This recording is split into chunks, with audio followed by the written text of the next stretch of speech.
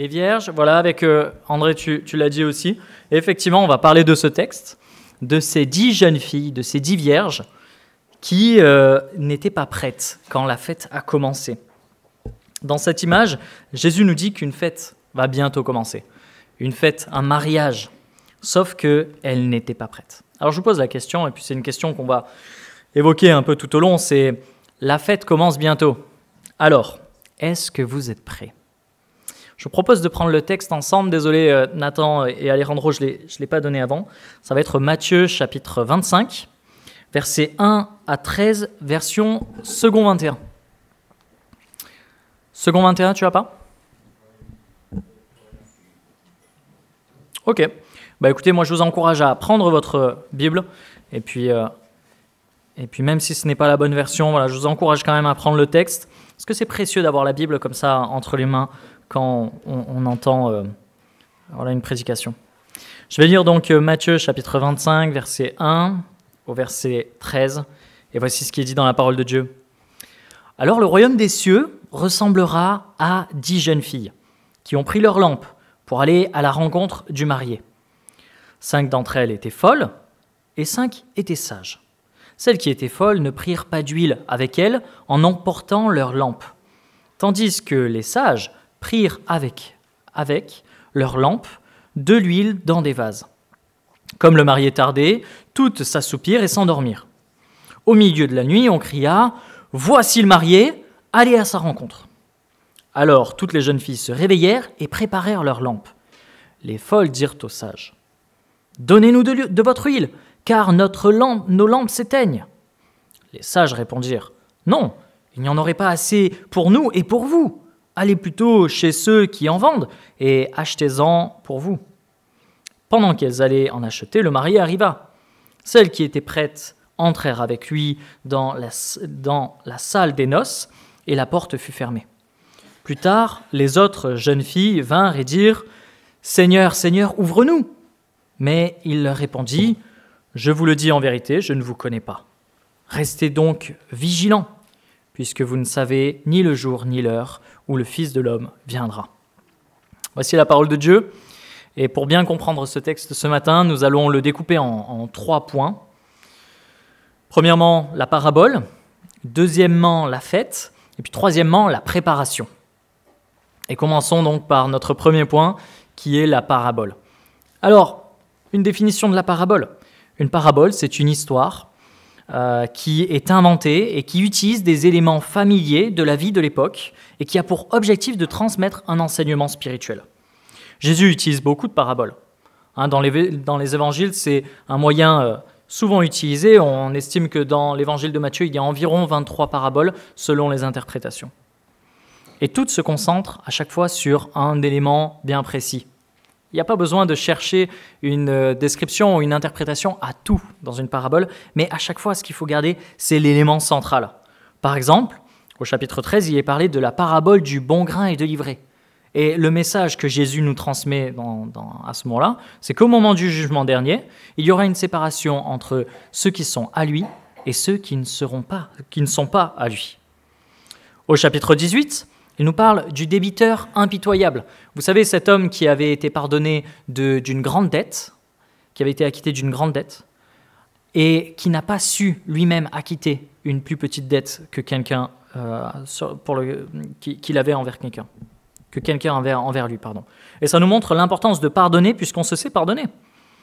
Troisième exemple, la parabole des ouvriers de la dernière heure. C'est l'histoire d'ouvriers qui sont embauchés à différents moments et puis à chaque fois ils reçoivent le même salaire. L'enseignement, c'est quoi ? C'est que le salut nous sera accordé et ce salut sera égal, même si le temps de service a varié selon les personnes.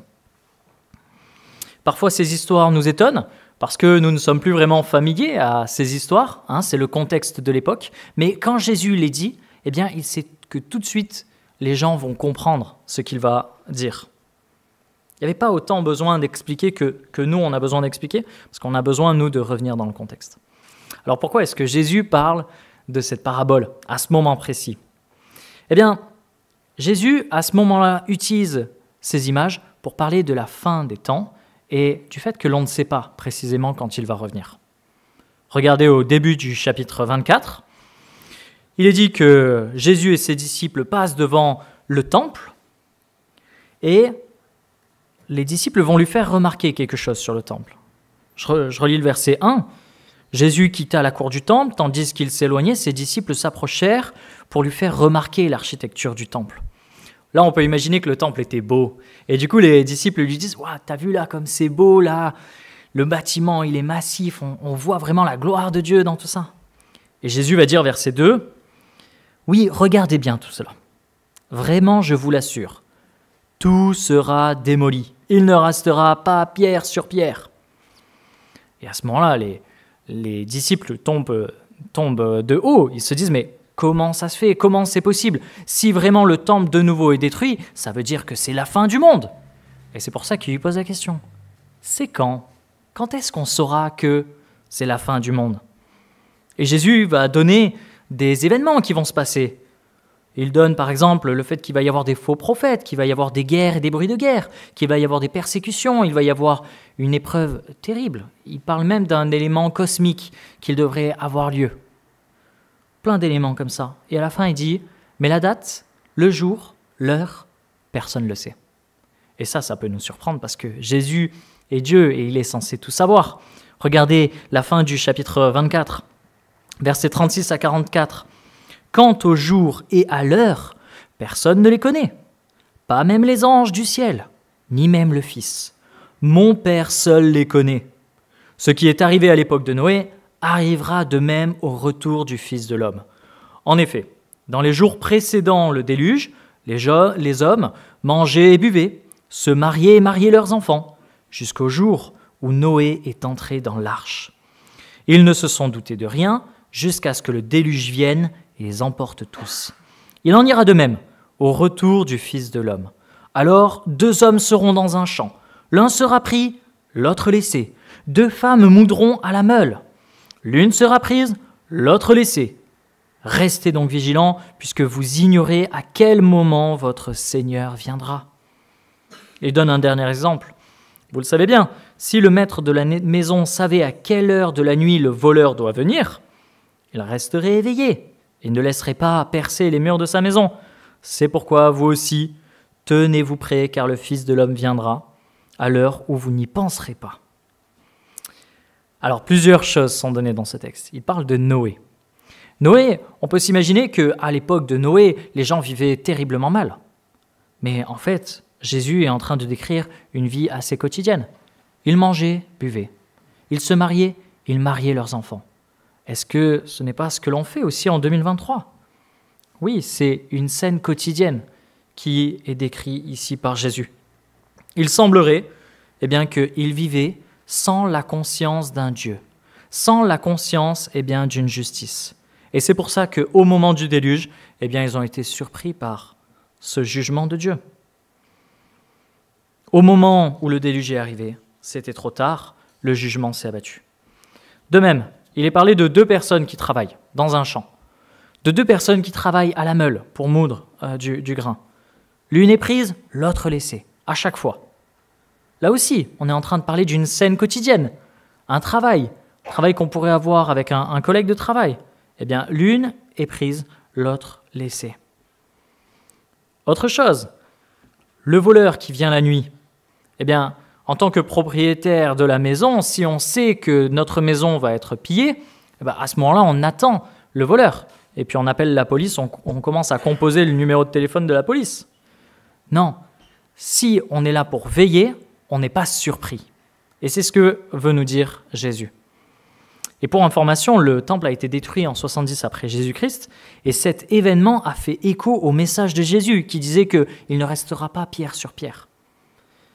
Cet événement marquait le fait qu'il y allait avoir des moments difficiles maintenant, et ça marquait aussi le fait que le salut ne se faisait plus au travers du temple. La présence de Dieu ne se faisait plus au temple à Jérusalem, l'accès à Dieu ne se faisait plus par des sacrifices. Non, à partir du moment où Jésus est mort sur la croix, l'accès à Dieu se fait uniquement par le sacrifice de Jésus, par l'acceptation de ce Fils de Dieu qui est mort et ressuscité pour nos péchés. Ok, alors, maintenant qu'on a vu le contexte, cette parabole, qu'est-ce qu'elle dit? Eh bien, dans cette parabole, il y a 3 types de personnes. Il y a le marié. C'est étonnant parce que s'il y a un marié, il doit y avoir une épouse. Mais ici, il n'est pas question d'épouse. On se concentre seulement sur le marié. Je vous le rappelle, la parabole, c'est un récit fictif et qui est là pour donner un enseignement. Donc Jésus se concentre sur l'époux. Et puis ensuite, il y a le deuxième type de personnes, les 5 filles qui sont sages. Et troisièmement, il y a les filles qui sont folles. Pas très valorisant comme présentation, mais elles sont folles parce qu'elles sont reprochables. Elles ont manqué de sagesse, elles sont dans l'erreur. Et du coup, elles sont tout de suite caractérisées comme ça parce qu'on veut tout de suite montrer que c'est elles qui ont eu le mauvais agissement. Le mariage est un événement social important, avec ses coutumes, pour mettre en avant le caractère sacré du mariage. À l'époque de Jésus, eh bien, la fête pouvait durer plusieurs jours. C'est ce qu'on voit avec notamment le mariage à Cana. Et l'arrivée du marié était un moment crucial pour le début de la fête. Pour cela, les noces, à l'époque, se faisaient au coucher du soleil. Quand la nuit commençait à arriver, la fête allait pouvoir commencer. Les jeunes filles, dans certaines versions les vierges, étaient choisies pour accompagner la mariée à la fête. On peut dire que les jeunes filles vierges ou bien les jeunes filles, on peut utiliser ces 2 termes parce que, en fait, elles étaient choisies parce qu'elles n'étaient pas mariées. Et à l'époque, une jeune fille non mariée était forcément vierge. Donc elles étaient choisies pour accompagner la mariée vers son mariage. Ce statut de vierge leur conférait ce caractère pur. Et du coup, elles accompagnaient cela. En fait, ces jeunes filles, c'était des demoiselles d'honneur. Nous, on connaît mieux ce terme-là à notre époque. C'était des demoiselles d'honneur. C'était des personnes qui étaient là pour accompagner la mariée pour la célébration. Et la tradition voulait que les demoiselles d'honneur, ces jeunes filles qui accompagnaient la mariée, soient équipées d'une lampe. Pourquoi? Parce que je vous rappelle qu'il faisait nuit à ce moment-là. Et avec ces lampes, l'objectif, c'était de traverser la ville, de faire le tour de la ville. Et on faisait le tour avec ces lumières en poussant des cris de joie, en chantant, en montrant la joie.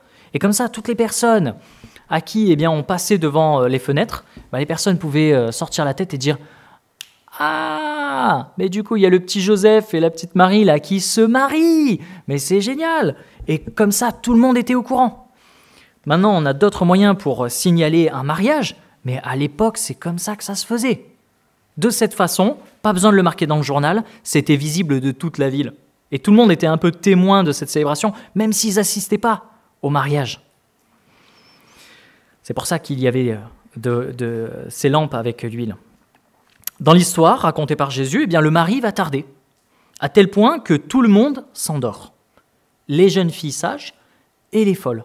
Mais ça ne leur est pas reproché. Ça n'est pas ça, du coup, le point sur lequel Jésus veut insister. Elles s'endorment. Mais tout à coup, quelqu'un les prévient. Le mari arrive. Ça y est, la fête va pouvoir commencer. Elles arrivent, le mari arrive, et là, c'est branle-bas-combat. Étant donné que le mari est là, tout le monde doit allumer sa lampe, se préparer pour accompagner comme ça l'épouse, et puis se rejoindre avec le marié. Les 5 sages ont du stock, donc même si le temps est passé, elles ont encore du stock. Il faut s'imaginer l'huile, comment est-ce que ça fonctionnait les lampes à l'époque. On avait un réservoir d'huile, une petite mèche qui dépassait, on allumait la mèche, et comme ça, la mèche ne brûlait pas puisqu'elle était imbibée d'huile, et comme ça faisait de la lumière. Sauf que si on le laisse trop longtemps, l'huile se consomme. Donc c'est pour ça qu'il fallait toujours avoir une petite fiole d'huile à côté, pour pouvoir remplir et puis tenir le temps qu'il fallait. Les sages avaient du stock, elles avaient pris une fiole à côté, mais les folles n'avaient pas pris de fiole. Peut-être qu'il leur en restait un peu de lumière, parce qu'il est dit qu'elles s'éteignent. Il devait en rester, mais pas suffisamment pour accompagner la mariée. Ne pas avoir d'huile à ce moment-là, c'est terrible. Ne pas avoir d'huile à ce moment-là, c'est ne pas pouvoir honorer la tâche confiée. Ne pas avoir d'huile, c'est ne pas pouvoir honorer les mariés. Ne pas avoir d'huile, c'est la honte. Alors, les folles se tournent vers les sages et leur demandent de partager. Et c'est une valeur chrétienne, le partage. Pourtant, elles refusent. pourrait se dire, ah, c'est quand même dommage, elles auraient peut-être dû. Mais en fait, elles avaient une bonne raison. Verset 9, on peut le voir. Les sages répondirent, non, il n'y en aurait pas assez pour nous et pour vous. Allez plutôt chez ceux qui en vendent et achetez-en pour vous. La raison est simple. Si elles partagent, la quantité ne serait pas suffisante. Oui, en tant que chrétiens, nous devons partager et le faire des fois même quand ça nous coûte.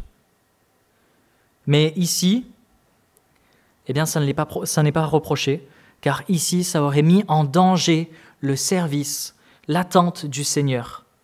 Et ici, ce qu'il faut souligner, ce n'est pas le manque de partage, mais c'est le fait que les folles n'ont pas été suffisamment vigilantes. Les folles n'ont pas suffisamment préparé. Les folles ont manqué d'organisation par rapport à ça. Ok. Alors, on leur conseille d'aller en acheter. Et elles y vont en acheter. C'est peut-être un peu tard. On ne sait pas ce qui se passe ensuite. Mais les sages, elles accompagnent le marié. Les folles, on ne sait pas trop ce qui se passe. Mais au verset 11, on sait qu'à un moment, elles viennent toquer à la porte. Est-ce qu'elles ont trouvé de l'huile? On ne sait pas. C'est une histoire, c'est pas important ça. Donc verset 11, plus tard, les jeunes filles vinrent et dirent « Seigneur, Seigneur, ouvre-nous » Verset 12, mais il leur répondit, l'époux, « Je vous le dis en vérité, je ne vous connais pas. » C'est trop tard. Les folles n'ont pas seulement raté l'époux, elles ont aussi raté la fête, puisque la fête a déjà commencé et qu'elles n'étaient pas prêtes pour cela. Jésus va donner cette phrase de conclusion qui nous permet de comprendre toute la parabole. Verset 13, « Restez donc vigilants, puisque vous ne savez ni l'heure, ni le jour où le Fils de l'homme viendra. » Ok, alors ça c'est pour la parabole. On comprend dans cette parabole qu'il y a l'époux, et que cet époux c'est Jésus, qui va revenir. On comprend qu'il y a 5 sages. C'est des personnes qui sont préparées, et qui sont prêts à accueillir l'époux quand il va revenir, à accueillir Jésus quand il va revenir. Les 5 folles, ce sont ceux qui ne se sont pas suffisamment préparés. C'est ceux qui négligent le retour de Jésus. Puis dernière chose, il est question d'une fête. Une fête auquel les sages peuvent assister, mais pas les folles. Quelle est cette fête? Alors passons à notre point 2, la fête. En Église, ce mois-ci, nous avons un plan de lecture sur un groupe WhatsApp et je vous encourage à y être si vous voulez être encouragé pour lire la parole. À ce jour, je crois qu'on est un peu plus d'une trentaine à être dans ce groupe. Et ce mois-ci, nous devions lire le livre de Apocalypse. C'est le dernier livre du Nouveau Testament. Et parfois, quand on n'a pas l'habitude de lire la Bible, on pourrait être intimidé par le livre de l'Apocalypse. Parce qu'on se dit, mais ça, c'est peut-être un livre d'horreur. Après tout, les films au cinéma nous parlent de films apocalyptiques. Donc on se dit, mais si je lis ce livre, je vais commencer à faire des cauchemars la nuit, ce sera terrible. Mais en réalité, pour tout chrétien, le livre de l'Apocalypse est un livre magnifique. Je vous donne 5 raisons. Premièrement, l'Apocalypse est un livre qui nous montre de la victoire du bien sur le mal. Deuxième raison, je ne vous donne pas de verset, je vous encourage à le lire et puis vous me direz si, après la première lecture, si c'est le cas. Si ça ne vous a pas plu, vous venez me voir, hein. On en discute. Deuxième raison pour laquelle l'Apocalypse est un beau livre, c'est que l'Apocalypse nous parle de la présence de Dieu, de sa gloire et de sa grandeur. Troisièmement, l'Apocalypse est beau parce qu'il nous parle du salut acquis par Jésus-Christ pour nos vies. Quatrièmement, il nous parle de la persévérance que nous devons avoir même dans les difficultés, même dans l'épreuve. Et cinquièmement, il y en a d'autres, mais j'en ai cité que 5, ça nous parle de la célébration des noces de l'agneau. Et là, on se dit, les noces. Si Jésus parle souvent des noces, comme ça, dans les évangiles, c'est peut-être parce que ça fait référence à cette fameuse fête, les noces de l'agneau. Alors, quelles sont les noces de l'agneau qui sont décrites en Apocalypse? Ici, il est question d'un événement, et cet événement, c'est de l'union entre Dieu et son Église. Les noces de l'agneau, c'est les noces de Jésus qui s'unit avec son Église. Et je vous propose de prendre un texte dans Apocalypse. Prenez avec moi Apocalypse 19. Et on va lire à partir du verset 7. Apocalypse chapitre 19, verset 7.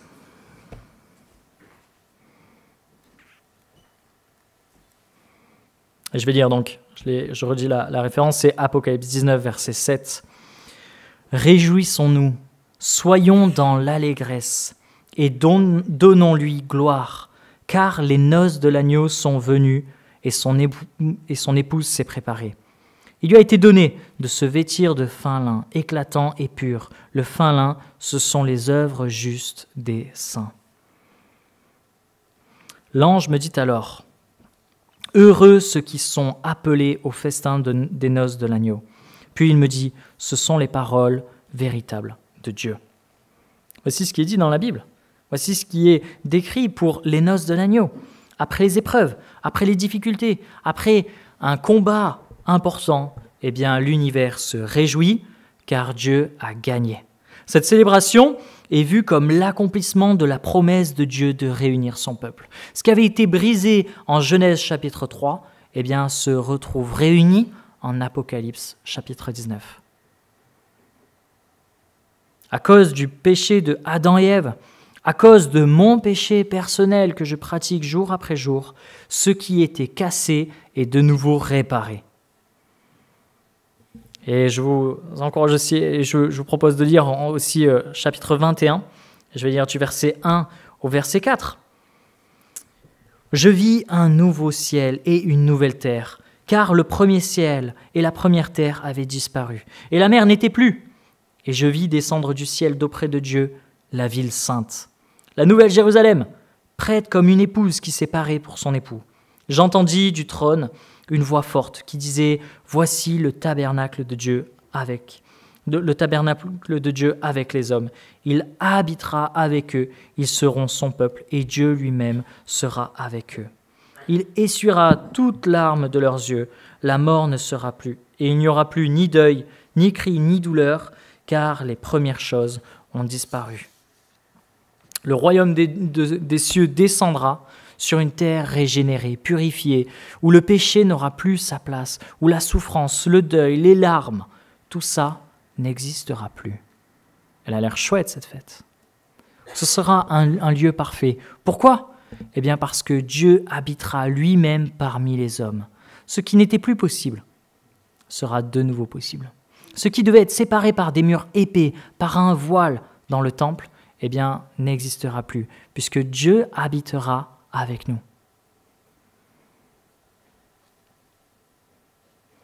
Regardez la France avec les Jeux Olympiques. Notre pays se prépare à cette fête d'ouverture des Jeux depuis des années. Pourquoi ? Parce qu'on veut que cette fête soit mémorable. On veut qu'elle soit enthousiasmante, que ça donne de la visibilité à la compétition. On veut célébrer les compétiteurs. On veut montrer l'excellence. On veut montrer de la motivation pour tout ça. Et je suis convaincu que la fête sera belle. Mais tentons d'imaginer la fête d'inauguration du royaume de Dieu. Imaginons cette fête que Dieu nous prépare. Cette fête où nous célébrerons pas seulement l'excellence des compétiteurs, mais vraiment la sainteté d'un Dieu puissant, qui avait préparé son plan depuis des millénaires et qui se trouve enfin révélé pour ses enfants. Cette fête sera belle, cette fête sera grandiose, cette fête sera inoubliable, cette fête durera.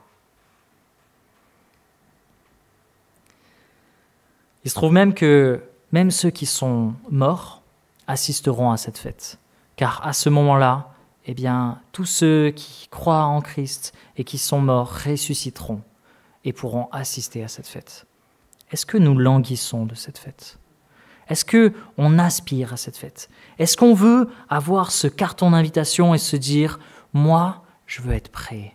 Moi, je veux y être. Moi, je veux me faire beau. Je veux me préparer pour cette fête. » Parce que tu es invité à cette fête. Mais est-ce que tu es prêt ? Nous sommes le 31 décembre 2023. La fête de ce soir n'a pas commencé. La fête pour l'éternité n'a pas commencé. Alors, il est temps de préparer cette fête. Passons à ce troisième point, la préparation.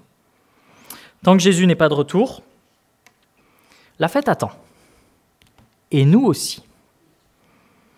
Et ce texte nous invite à une bonne préparation. Alors voici quelques points pour bien se préparer à cette fête. Premièrement, avoir de l'huile. Suis-je prêt ? Question évidente, depuis le début de ce temps, on évoque cette question. Est-ce que je suis prêt ? Ou bien, est-ce que je vais être surpris ?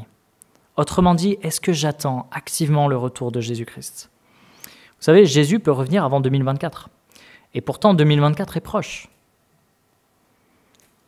Parfois, on peut imaginer que Jésus va arriver après des événements cataclysmiques, décrits comme ceux qui sont décrits dans le chapitre 24.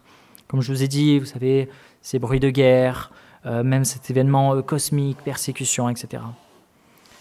Mais si c'est cela, ça veut dire que Jésus ne peut pas venir à tout moment. Non, comment est-ce que j'interprète le chapitre 24 ? Je ne suis pas le seul. Comment est-ce que j'interprète le chapitre 24 ? Eh bien, c'est que Jésus peut revenir à tout moment. Bien sûr, il a fallu que tous ces événements décrits par Jésus arrivent, mais maintenant qu'ils sont arrivés, eh bien, Jésus peut revenir effectivement à tout moment. Et c'est pour ça que quand Jésus parle de ces deux personnes qui travaillent ensemble dans le champ ou à la meule, en fait, elles font une activité quotidienne. Elles font une activité qu'on pourrait faire aujourd'hui ou qu'on pourra faire demain ou cette année 2024. Non, étant donné que c'est une activité quotidienne, le retour de Jésus peut arriver à tout moment. Ce n'est pas un moment où il y aura des tremblements de terre, où il y aura une bombe qui explosera, etc. Enfin, on peut imaginer tout ce qu'on voit dans les films. Non, Jésus peut revenir réellement à tout moment. Vous savez, le réformateur, je crois que c'était Calvin qui disait « Si j'apprenais que demain, Jésus revenait, aujourd'hui, je planterais un pommier. » Pourquoi ? Parce que c'est une activité habituelle qu'il avait. En fait, il ne vivrait pas plus ou pas moins, parce que sa vie quotidienne serait déjà préparée au fait que Jésus peut revenir demain. Sommes-nous prêts ? Ai-je de l'huile ? Ok, deuxième point encourageant de ce texte, c'est que nous pouvons encourager les insensés à participer à cette fête. On le voit dans cette parabole, le moment où le mari arrive, c'est trop tard. C'est à ce moment-là qu'on se rend compte que les folles n'ont pas assez d'huile. Mais nous qui sommes maintenant prévenus, nous pouvons aller prévenir les autres en leur disant « Au fait, tu as de l'huile ? Est-ce que toi aussi tu es conscient qu'il va y avoir un événement génial, une fête absolue ? Est-ce que tu es préparé à ça ? » Moi, je vous propose un texte qui est magnifique dans Ésaïe 55. Je vous propose de le lire avec moi. Comme ça, on tourne les pages de notre Bible. Ceux qui ont pris que le Nouveau Testament, désolé. Hop. Ésaïe chapitre 55. Et je vais lire le verset 1 à 3. « Ô vous tous qui avez soif, venez vers les eaux, même celui qui n'a point d'argent. Venez acheter et manger, venez acheter du vin et du lait sans argent, sans rien payer. Pourquoi pesez-vous de l'argent pour ce qui n'est pas du pain ? Pourquoi peinez-vous pour ce qui ne rassasie pas ? Écoutez-moi donc et mangez ce qui est bon, et vous vous délecterez de mes succulents. Tendez l'oreille et venez à moi. Écoutez et votre âme vivra. Je conclurai avec vous une alliance éternelle, celle de la bienveillance fidèle envers David. » Je continue Ésaïe 55 au verset 6. « Cherchez l'Éternel pendant qu'il se trouve. Invoquez-le tandis qu'il est prêt. Que le méchant abandonne sa voie et l'homme de rien ses pensées. Qu'il retourne à l'Éternel, qui aura compassion de lui, à notre Dieu qui pardonne abondamment. » Voici ce qui est dit dans ce passage. C'est encore possible. Venez à Dieu. C'est le message que nous pouvons transmettre à nos collègues, à nos contemporains. Et puis encore, comment est-ce qu'on peut veiller ? Je propose une liste de 7 points de comment est-ce qu'on peut veiller. Premièrement, la Bible nous dit qu'il faut veiller et qu'il faut prier. Matthieu chapitre 24, versets 42 et 44. « Veillez donc, puisque vous ne savez pas à quel jour votre Seigneur viendra. » Deuxièmement, vivre sainement et pieusement.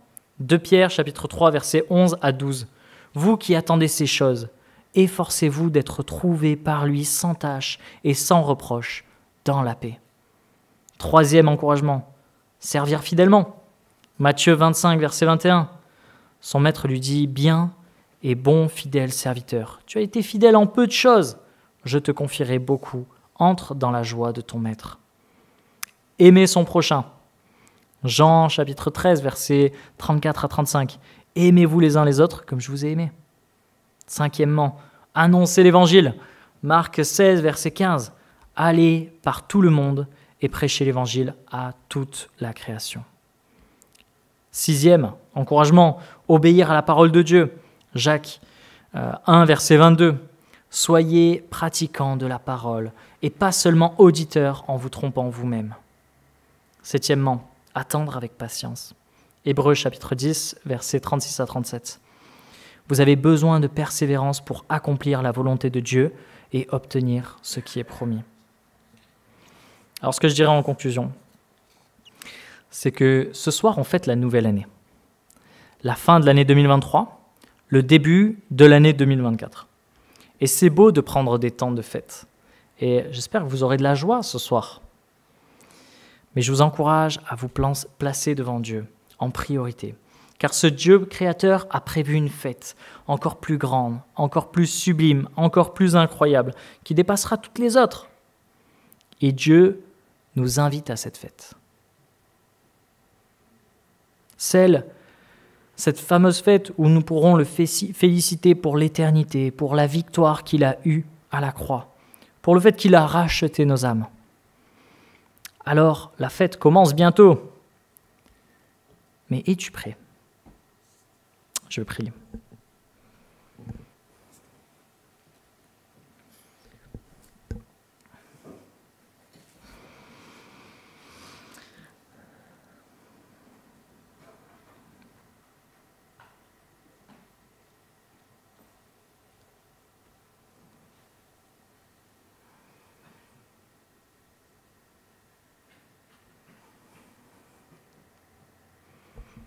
Ouais, Seigneur Dieu, merci pour ta parole. Seigneur, merci parce qu'elle est riche d'enseignements, qu'elle est belle et qu'elle se suffit à elle-même.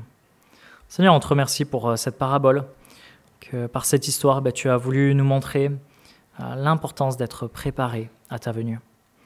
Alors Dieu, on veut se réjouir de cette fin d'année, on veut se réjouir de toutes ces fêtes que tu nous permets de vivre sur terre, mais on veut se rappeler une chose, c'est que la fête que tu nous prépares sera encore plus belle.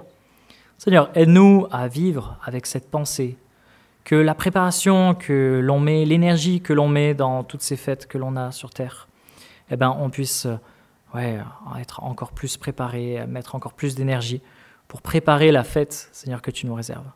Donne-nous, s'il te plaît, Seigneur, d'agir en fonction. Donne-nous, s'il te plaît, Seigneur, de vivre avec cette perspective, qu'un jour tu nous amènes à ta fête. Un jour, Seigneur, tu enlèveras nos difficultés, nos fardeaux, nos deuils, nos larmes. Aide-nous, Seigneur, à voir la beauté, Seigneur, de ce que tu nous prépares. Et que nos vies, soient alignées avec cette perspective. Seigneur, je te prie pour ton Église à Istres. Donne-nous d'être préparés. Donne-nous d'être agissants aussi, que l'on puisse témoigner de toi. Seigneur, pas seulement en disant trop tard, mais en disant réfléchissez-y, pensez-y maintenant, tant qu'il est encore possible. Seigneur, je te prie de bénir toute ton Église. Seigneur, sois loué, sois glorifié. Amen.